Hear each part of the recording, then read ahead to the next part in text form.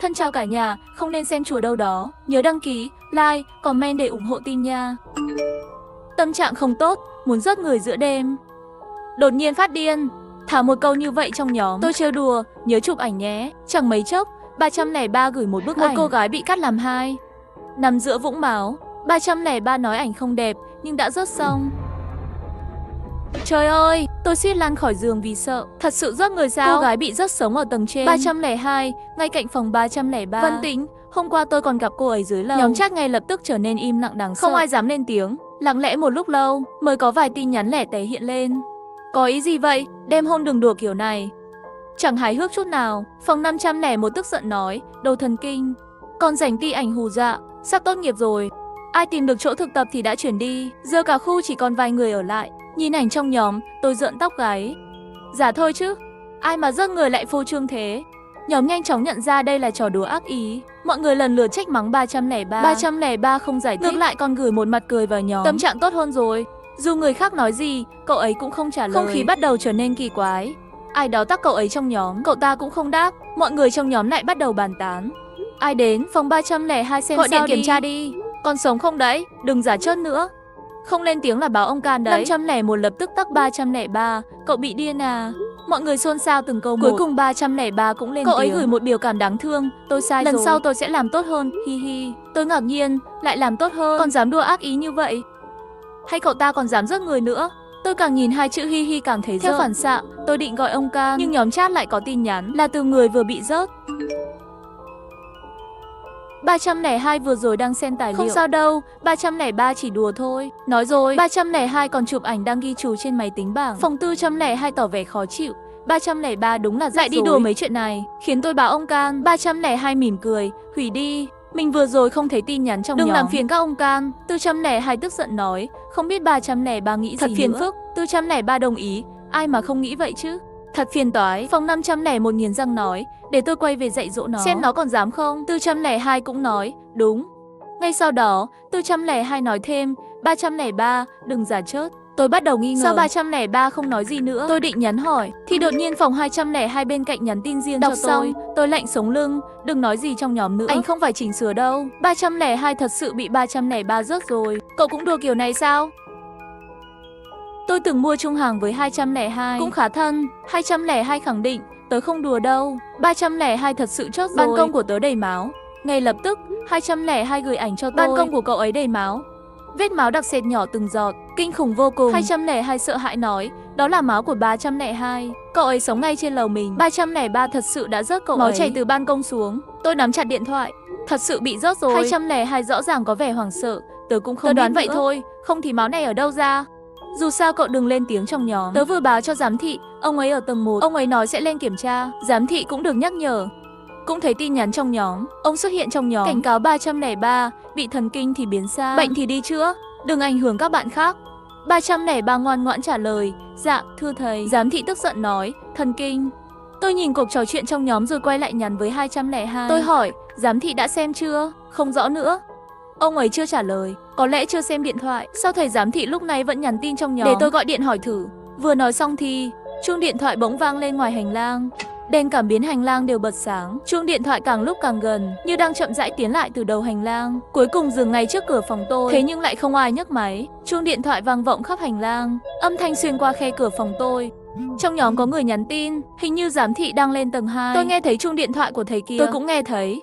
Giờ này thầy vẫn chưa ngủ à? Chắc bị tiếng ồn làm tỉnh giấc. Nửa đêm nửa hôm làm trò này. Không hiểu 303 nghĩ gì nữa. Phòng 501 nói, nếu hỏi tôi thì khỏi phải nể mặt cậu ta. Cậu ta thì làm gì nổi chứ? Lại rớt người. Phòng 501 vốn nổi tiếng côn đồ. Hắn ta hay bắt nạt 303. Tôi từng chứng kiến nhiều lần. Tôi đã cố ngăn hắn vài lần, nhưng ai cũng sợ hắn. Hắn trông đáng sợ, mặt mày hung dữ. Tôi định lên tiếng trong nhóm, nhớ lại lời 202 rằng 303 có thể đã rớt người. Nhắn riêng cho 202, thầy giám thị lên rồi, cậu nghe thấy không? 202 không trả lời. Tôi tiếp tục hỏi, cậu đang làm gì đấy? Trong ngoài đó không? 202 vẫn không trả lời. Tôi nhắn thêm vài tin nữa, cậu gọi điện à? Sao chuông cứ reo mãi?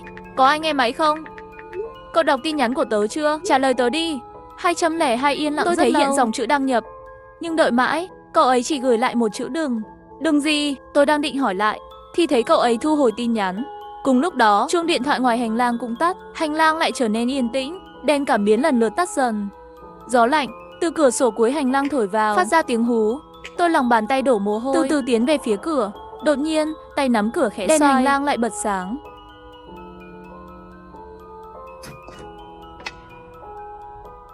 Cạch cạch cạch cạch cạch. Tôi sợ đến mức đứng chôn chân tại chỗ. Một cái bóng dài và méo mó lọt qua khe cửa. Tôi vô thức lùi lại, trốn vào góc tường, nhìn từ phía của tôi. Chỉ thấy một đôi mắt đen kịt đang nhìn chằm chằm qua khe cửa vào phòng. Tôi không dám thở mạnh, cố gắng nép vào góc khuất, chỉ cầu mong hắn không nhìn thấy tôi. Không đúng lắm, sao lại không có ai nhỉ? Bên ngoài vang lên một giọng đầy nghi ngờ. Tay nắm cửa bị vặn vài lần từ phía bên ngoài. Khi đôi mắt đó rời khỏi khe cửa, tôi lập tức rút điện thoại ra định báo phòng cho 202 biết rằng người đó không phải là giáo viên. Hắn sắp sang chỗ cậu đấy, đừng mở cửa. Chưa kịp gửi đi, phòng 202 đã gửi một tin nhắn đến. Sao cậu không ở phòng? Không ở phòng? Sao lại hỏi vậy? Tôi tiến về phía cửa, cảm giác lo lắng càng tăng. Nhìn qua khe cửa mờ mờ, bên ngoài hành lang là một màn đen tối mịt. Tôi không dám nhìn qua khe cửa, sợ đối diện với đôi mắt đáng sợ đó. Tôi cẩn thận áp sát vào cửa, nghe ngóng một lúc. Bên ngoài có âm thanh đứt đoạn, như có gì đó bị kéo lê trên sàn. Lúc lại vang lên, truyền từ hướng phòng 202. Một tiếng rầm vang lên, cửa phòng 202 đóng lại. Tôi nhắn cho phòng 202, cậu đang làm gì thế? Không có gì, cậu đang kéo gì vậy? 202 ngập ngừng một chút rồi trả lời. Tôi cố lấy can đảm gọi video sang, nhưng cậu ấy không bắt máy. 202 nói, tôi nói, tắt đèn rồi, bật đèn lên, để tôi xem mặt cậu. 202 không trả lời nữa. Tôi hỏi tiếp, cậu đã gọi cho giáo viên chưa? Ông ấy nói gì? Ông ấy bảo không sao. Tôi bối rối, hỏi tiếp, giáo viên nói gì? 202 tỏ ra có chút khó chịu. Giáo viên bảo không sao, bảo bọn mình cứ ở phòng. Tôi nhìn điện thoại một lát, rồi gọi trực tiếp cho giáo viên. Tôi nghĩ sẽ bị từ chối, nhưng không ngờ điện thoại lại được kết nối. Tiếng của giáo viên vang lên, hello. Tôi vừa mở lời thì giáo viên ngắt ngang, hello. Tôi nghe không rõ, tín hiệu không tốt. Để lát nữa tôi gọi lại cho cậu. Tôi chỉ muốn hỏi về 302. Giáo viên phụ trách nói nhanh, để lát nữa tôi gọi lại cho cậu. Cuộc gọi bị cúp máy. Tôi không cam tâm, gọi lại lần nữa, hello. Tôi nghe không rõ, tín hiệu không tốt. Để lát nữa tôi gọi lại cho cậu. Rồi lại cúp máy, tiếng tút tút tút. Có ý gì đây? Bên đầu dây kia, giáo viên phụ trách lặp lại với giọng khàn khàn câu nói đó. Lại gọi tiếp, hello. Tôi nghe không rõ, tín hiệu không tốt. Để lát nữa tôi gọi lại cho cậu. Tiếng tút tút lại vang lên khi máy bị cúp, nhưng tôi không còn can đảm để gọi lại nữa. Điều kinh hoàng hơn là nhóm chat lại có tin nhắn mới. Giáo viên nói vừa mới lên xem rồi. 302 không sao, 303 chỉ đùa giỡn. Tôi đã nhắc nhở 303 rồi. Mọi người đừng hoảng loạn, cứ ở trong phòng là được. Cuối tin nhắn, giáo viên phụ trách còn gắn thẻ 303. 303 cũng ngoan ngoãn nói, xin lỗi, tôi không rớt 302. Thật sự không có. 303 tiếp tục gắn thẻ 302. 302 giải thích, 303 thật sự không rớt. Tin nhắn trong nhóm nhảy lên từng dòng, bao trùm một cảm giác kinh dị kỳ quái. Có vài người bình luận rời rạc bên dưới, đều chỉ trích 303, trách cậu ấy đã đùa giỡn quá đáng vào lúc nửa đêm. Sau khi an ủi mọi người một hồi, giáo viên lại hỏi trong nhóm, mọi người đâu rồi? Có ai ở trong phòng không? 202 là người đầu tiên trả lời, có mặt. 402 nói bị đánh thức thì bực mình, đang định ngủ thì bị đánh thức. Phiền quá, giáo viên lại gắn thẻ mấy người khác, gắn thẻ 403, gắn thẻ 301, gắn thẻ 203. Mấy em ở phòng không? 403 trả lời, có mặt, mới coi phim thôi. Giáo viên hỏi tiếp, còn 301 đâu? Giáo viên lại tiếp tục gắn thẻ. Một lát sau, giáo viên lại gắn thẻ tôi, gắn thẻ 203, có ở phòng không? Nhìn vào màn hình điện thoại, tôi không biết từ lúc nào, mồ hôi lạnh đã nhỏ xuống trên mũi. Cả nhóm đều im lặng, chỉ có giáo viên liên tục gắn thẻ tôi. Cả nhóm đều im lặng, chỉ có giáo viên liên tục gắn thẻ tôi. Gắn thẻ 203, gắn thẻ 203, gắn thẻ 203. Tôi không dám trả lời. Trong nhóm có ngày càng nhiều người gắn thẻ tôi. Thầy hướng dẫn cũng gắn thẻ 203, có ở trong ký túc không? Ở đó không? Có ở đó không? Có ở đó không? Tay tôi bắt đầu run rẩy không ngừng. Đúng lúc đó, điện thoại của tôi vang lên. Tôi cúi xuống nhìn, đó là tin nhắn từ 301. Đừng để họ biết cậu đang ở trong ký túc. Vừa nãy, dù thầy hướng dẫn có gắn thẻ bao nhiêu lần trong nhóm, tôi cứ nghĩ hắn không thấy tin nhắn trong nhóm. Hóa ra anh ấy cũng nhận ra điều gì đó bất thường như tôi và cố tình giữ im lặng. Tôi hỏi, cậu đã nhận ra điều gì? 301 trả lời, cậu nhìn kỹ những người đang nói trong nhóm xem. Họ cứ liên tục giục chúng ta tiết lộ vị trí của mình. Tôi lướt ngược lại để xem tin nhắn trong nhóm. Ban đầu, thầy hướng dẫn đứng ra giải thích. Thầy nói, tôi đã lên kiểm tra rồi. 302 không sao cả, 303 chỉ đang đùa. Tôi đã nhắc nhở 303 rồi. Mọi người đừng hoảng loạn, chỉ cần ở trong ký túc xá là được. Sau đó, 303 cũng nhận lỗi. Tôi nhận ra điều bất thường ở cuộc hội thoại này. Nếu là lời giải thích nghiêm túc, đáng lý ra phải cứng rắn hơn. Tại sao lại có giọng điệu thật sự không giống như đang dỗ dành vậy? Hơn nữa, thầy hướng dẫn, 302 và 303 đều dùng cùng một giọng điệu, như thể họ đã thống nhất trước. Họ là cùng một người. Cậu cũng nhận ra điều bất thường rồi phải không? Ban đầu 303 nói sẽ rớt người, giờ thì bị rớt. Cả 302 cũng có vấn đề. Và thầy hướng dẫn nói đã lên kiểm tra. Nhưng tôi vừa đứng ngay cửa, tôi không hề nghe thấy ai lên lầu. Tôi bắt đầu hoang mang. Thầy chưa lên sao? Vậy thì tiếng chuông điện thoại lúc nãy là gì? 301 nói, không có ai cả. Tôi đứng ngay ở lối thang bộ. Nếu có người lên tôi đã nghe thấy rồi. Đèn hành lang tầng 3 cũng không hề sáng. Tôi hỏi, vậy còn 202 thì sao? Tại sao cậu ấy cũng ủng hộ họ? Vừa nãy cậu ấy còn nhắc nhở tôi không được nói trong nhóm. 301 im lặng một lúc lâu, rồi đột nhiên hỏi, cậu nghĩ 202 vẫn là 202 sao? Khiến lông tóc tôi dựng đứng lên. Cậu có ý gì? Ý cậu là 202 cũng gặp vấn đề. 301 nói tiếp, 202 từng gặp tôi. 301 lại im lặng. Tôi tiếp tục giục, nói đi, cậu ta rốt cuộc đã nói gì với cậu vậy? Hiện lên trạng thái đăng nhập từ 301. Lâu sau, cậu ấy từ từ hỏi, cậu vẫn là 203. Tôi hít sâu một hơi, là tôi, làm sao tôi chứng minh được? Tôi lưỡng lự một chút. Phía bên kia gửi tới một cuộc gọi video. Tôi định bắt máy thì đột nhiên nghĩ đến điều gì đó. Tôi lập tức cúp cuộc gọi video của cậu ấy. Tôi vội gõ tin nhắn, còn cậu thì sao? Cậu vẫn là 301 chứ? Không có phản hồi từ đầu bên kia. Tôi gửi một tin nhắn thoại, tôi là 203, còn cậu vẫn là 301 cậu chứ? Nói gì đi chứ? Lần này, 301 chìm vào im lặng kéo dài. Đúng lúc đó, 202 lại gửi tin nhắn tới. Sao cậu không trả lời trong nhóm? Cậu không ở ký túc à? Cậu đang ở đâu? Tôi có thể tới tìm cậu được không? Tôi nhìn về phía cửa. Làm sao 202 biết tôi không ở ký túc? Hay đúng hơn, sao cậu ta lại nghĩ tôi không ở đây? Tôi chưa từng nói với cậu ta về điều này. Tôi hỏi lại cậu ấy, cậu vừa gọi cho thầy hướng dẫn thầy có nghe máy không? Tôi cố giữ bình tĩnh, cậu ta không trả lời. Tôi tiếp tục hỏi, sao thế? Không phải cậu đã gọi thầy lên đây à? Thầy đã nói gì với cậu? 202 lạnh lùng đáp, những gì thầy nói chẳng phải cậu đã thấy sao? Tôi chưa thấy. 202 tiếp tục nói, thầy đã nói trên nhóm rằng thầy đã lên tầng 3, chẳng có gì xảy ra cả. Thầy đã nói thế với cậu à? Đúng vậy, thầy nói chẳng có gì xảy ra cả. Thế còn máu trên ban công của cậu thì sao? 202 gửi một bức ảnh, vết máu đỏ thấm hiện rõ trên ban công. Không chỉ trên ban công, mà cả sàn nhà cũng đầy vết máu. 202 nói với vẻ vô tội, là máu tôi không biết nữa, cậu qua đây xem thử đi. Tôi lạnh người, có lẽ cậu ấy đã rớt 202 rồi. Tôi sẽ tìm ra cậu. 203. Điện thoại của tôi rung liên tục. Tin nhắn từ 301 hiện lên, ở yên trong ký túc xá. Tôi đã báo ông Can, cảnh sát sẽ đến ngay thôi. Đừng tin thầy hướng dẫn, đừng tin 202. Tôi lưỡng lự một lúc, tôi hỏi 301. Làm sao tôi có thể tin cậu? Lại hiện lên đăng nhập từ 301. Nhưng rất lâu không có tin nhắn nào gửi đến. Tôi lại hỏi, cậu đang do dự điều gì? Cậu không phải là 301, 301 cũng không còn giấu giếm gì nữa. Bị cậu phát hiện rồi nhỉ? Tôi giật mình. 303, cậu là 303. Không ai biết tôi là ai đâu. Trong nhóm giờ đã loạn hết cả lên. 403 đang cuống cuồng nhắn tin. Chuyện gì đang xảy ra vậy? Sao ngoài hành lang lại dài thế này? Có ai ra ngoài xem thử được không? Tôi không dám. Ai đang ở ngoài đó? 403 chia sẻ một đoạn video lên nhóm. Ổ khóa cửa của 403 cứ rung lắc không ngừng, phát ra tiếng cạch cạch cạch. Ngay khi cậu ta run rẩy muốn hướng camera về phía cửa, khe cửa chợt hiện lên, một con dao đâm thẳng qua khe, kèm theo tiếng thét chói tai của 403. Màn hình tối đen, không còn bất kỳ tín hiệu nào nữa. Máy quay chợt lóe lên, ngoài hành lang tràn đầy vết máu đỏ thẫm. 501 hoảng loạn hỏi, chuyện gì vậy? Ai đó A-403, cậu nói gì đi chứ? Sao mọi người lại im lặng thế này? A-402, cậu qua xem thử 403 ra sao đi. Tầng 1 là thầy hướng dẫn chưa rời trường. Tầng 2 có tôi ở phòng 203, cùng với 202 là 303 bí ẩn. Cùng 302 và 301. Tầng 4 có 402 và 403 là hai người đang ôn thi. Tầng 5 chỉ có một mình 501 sống. Bắt họ lên tầng 4 xem xét tình hình. Đó là bản tính của cậu ta. Ngay từ ngày đầu nhập học, cậu ấy đã luôn tỏ ra ích kỷ và cho rằng người khác nên làm mọi việc cho mình. Chẳng ai đáp lại. 501 tức tối trong nhóm. A-303, đừng có giả lên tầng 4 xem thử có chuyện gì. 303, cậu có nghe thấy không? Không trả lời là muốn chớt à? Cả nhóm im lặng đến rợn người. Tới thời điểm này, chỉ còn những người không sợ chớt, hoặc đã chớt, hoặc những người đầu óc có vấn đề mới dám nói. Những người sống sót đều hiểu rằng trong nhóm có kẻ lạ xâm nhập, giả danh người khác và theo dõi tất cả. Có thể chính kẻ giết người đang ở trong nhóm. Một ý nghĩ đáng sợ chợt lóe lên. Có khi nào cả 202 và 301 đều đang lừa tôi? Có khi nào họ chưa hề báo ông Can và kẻ giết người chỉ đang câu giờ để giết sạch mọi người? Nhận ra điều này, tôi hoảng hốt gọi ông Can. Đường dây nóng ông Can được kết nối. Tôi kể lại tình hình cho nhân viên trực tổng đài, nhưng từ đầu dây bên kia, điều này lại khiến tôi một lần nữa rơi vào sương mù. Người trực tổng đài bảo tôi rằng họ đã nhận được cuộc gọi báo án và ông Can đã lên đường đến đây.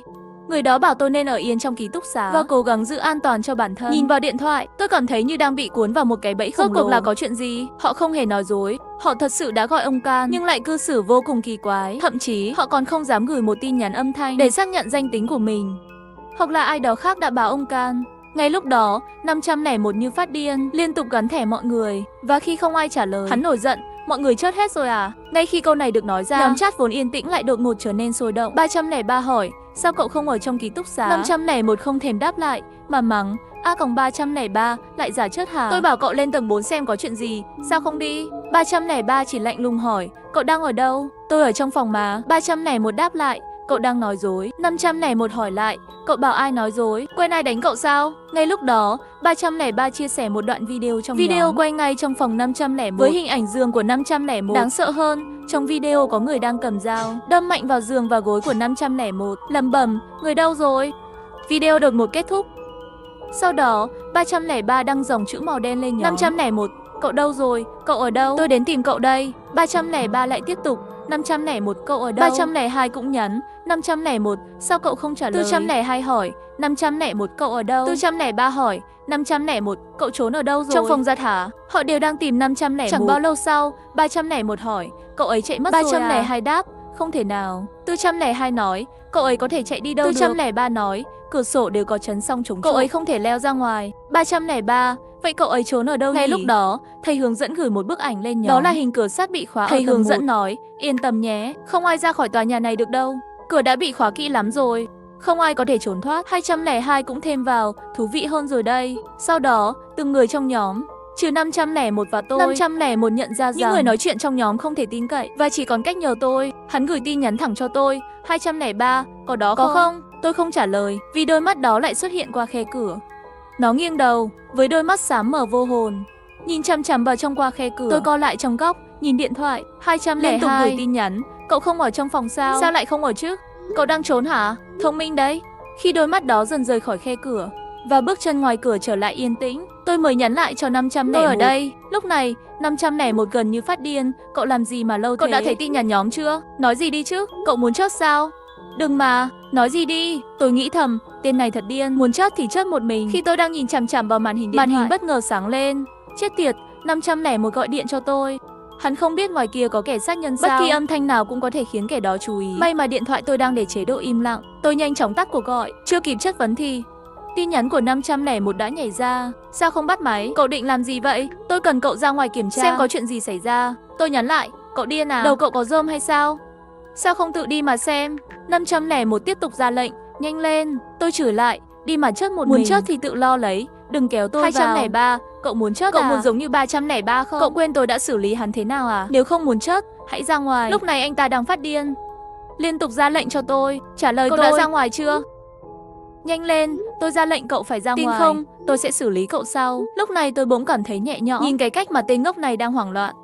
Bất ngờ, tôi không còn thấy sợ hãi nhiều nữa. 501 tiếp tục đe dọa tôi, mày nghĩ tao không dám sao?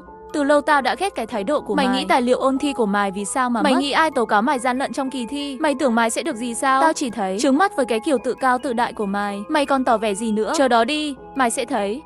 Tôi đột nhiên hỏi ngược lại, mày không ở phòng đúng không? Phải chăng mày ở phòng giặt? Vì ngoài to lất ra, chỉ còn phòng giặt. Hắn đáp lại, đúng, tao đang ở phòng giặt. Thì sao? Mày làm gì được tao nào? Tôi nhắn lại, tao biết mày ở đâu rồi. Sau đó, tôi đăng một tin nhắn vào nhóm 501 ở trong to lất. Hướng dẫn nhắn, cảm ơn đã tìm thấy. Người tiếp theo là mày, vì mày đã giúp tao, tao sẽ cho mày chớt nhanh hơn. Sau đó, người hướng dẫn đăng một bức ảnh vào nhóm trong phòng to lất.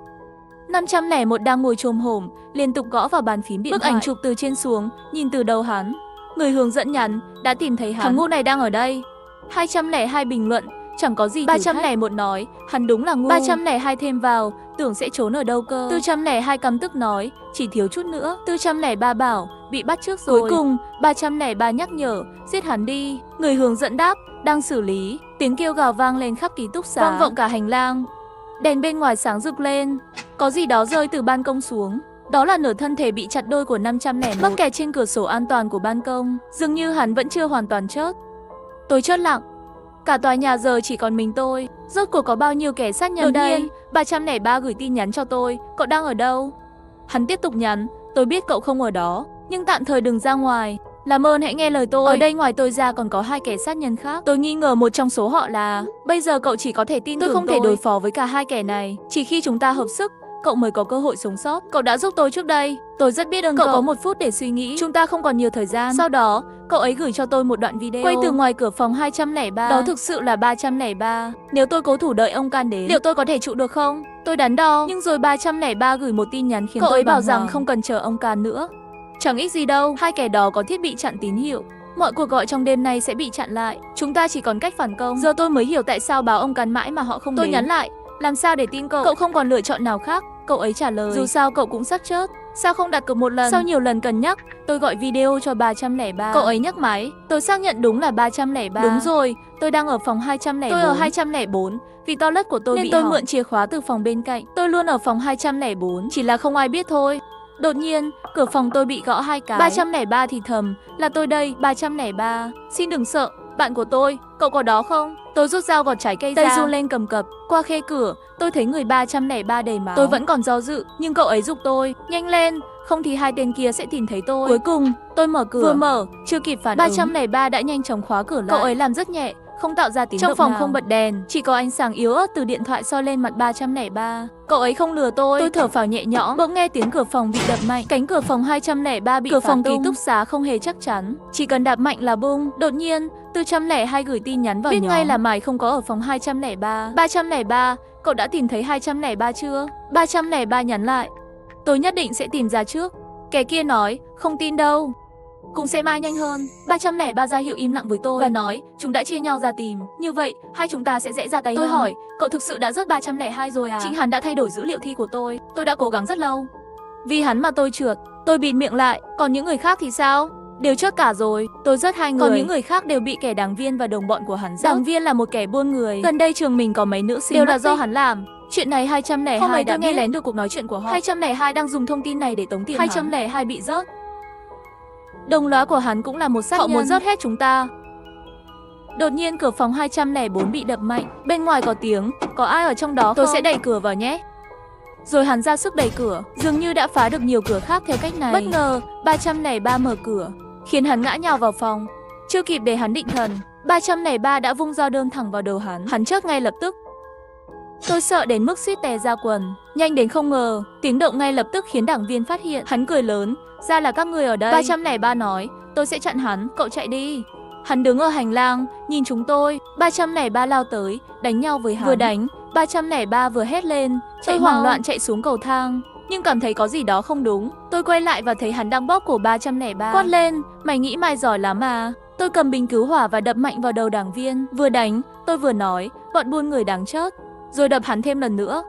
Đảng viên lảo đảo đứng dậy, nhìn tôi đầy căm hận, cầm dao định giết tôi. Lúc này, 303 cầm dao đơm xuyên qua hắn, miệng lẩm bẩm, bọn buôn người đúng là đáng chớt. Trong giây phút cuối, đảng viên quay lại và đâm 303. Cuối cùng cả hai cùng ngã xuống. Tôi ngồi bệt trên sàn, thở hổn hển. Toàn bộ ký túc xá chỉ còn mình tôi sống sót.